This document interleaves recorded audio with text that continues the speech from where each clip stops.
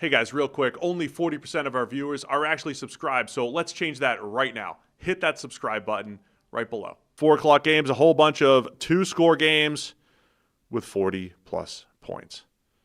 We got Seahawks up first. Bunch of beatdowns. Seattle Seahawks, 44.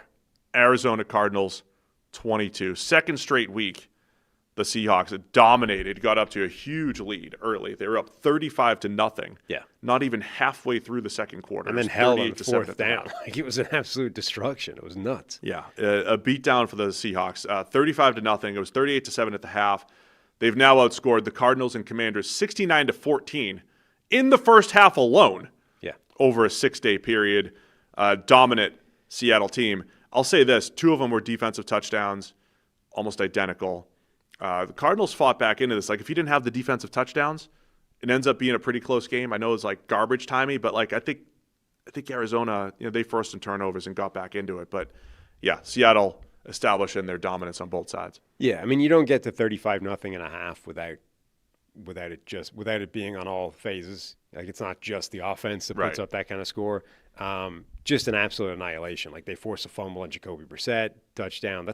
Honestly, the game's over at that point, to be fair.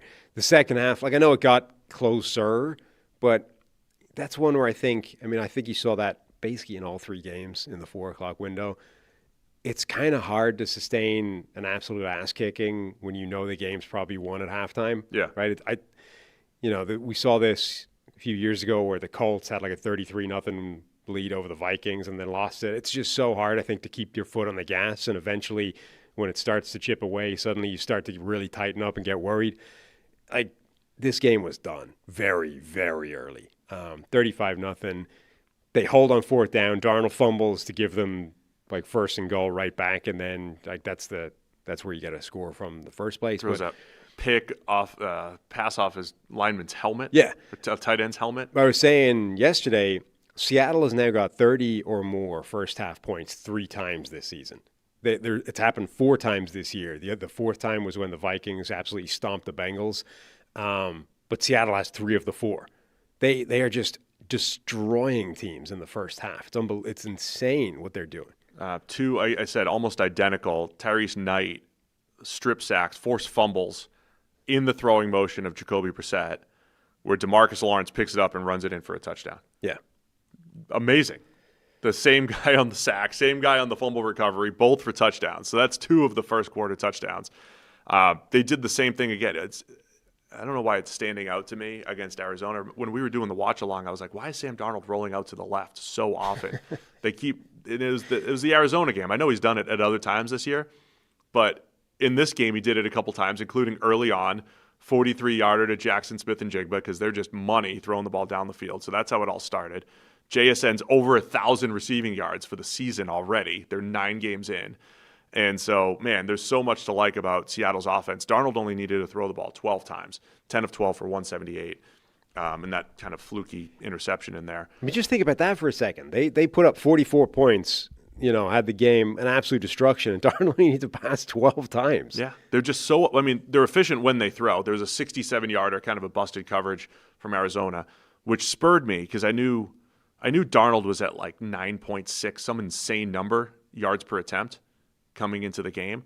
So as soon as the Cup 67-yarder happened, I was like, that's crazy. Like, he is at that very point, he's back under, but 10 yards per attempt at that very point in the game for the season. He's at 10 yards per attempt for the season is the English sentence that I'm looking for. He's now just a little bit under that.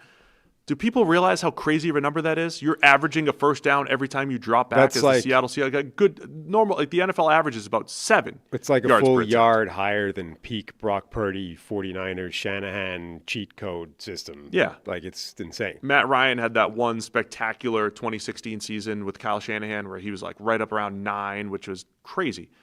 And Darnold's at 10 for the season. He'll come back down. He's slightly under 10 now. That has to come down a little bit.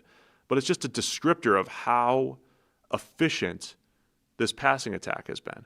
And they hadn't been running the ball efficiently. They had been running the ball a lot and throwing the ball not a lot, but when they throw, they create a lot of yards. And then run game-wise, Zach Charbonnet with some big runs, Ken Walker. They had George Halani had one of the first touchdowns, really nice, 9-yard touchdown run. They're getting the run. Rashid Shaheed had 20 rushing yards too in his Seahawks debut. They didn't even need Rashid Shaheed in this one. So yeah, Seattle's offense, very just explosive, man. They're just creating big plays through the pass game. In this one, they ran the ball well as they had control of the game early on. Yeah, just a complete and total destruction. Good news for Marvin Harrison Jr. fans. With Jacoby Brissett in the lineup, he got 12 targets. Bad news is he caught 3 of them.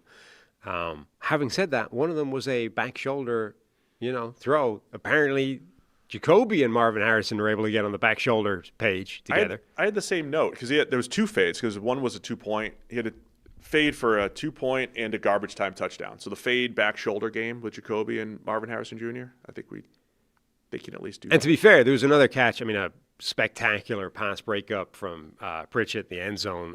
It's in his hands. He's that was a great. And it's a great catch. Great play by he's Pritchett. Making a great catch, and then Pritchett gets his hands in there and breaks it up on the way down.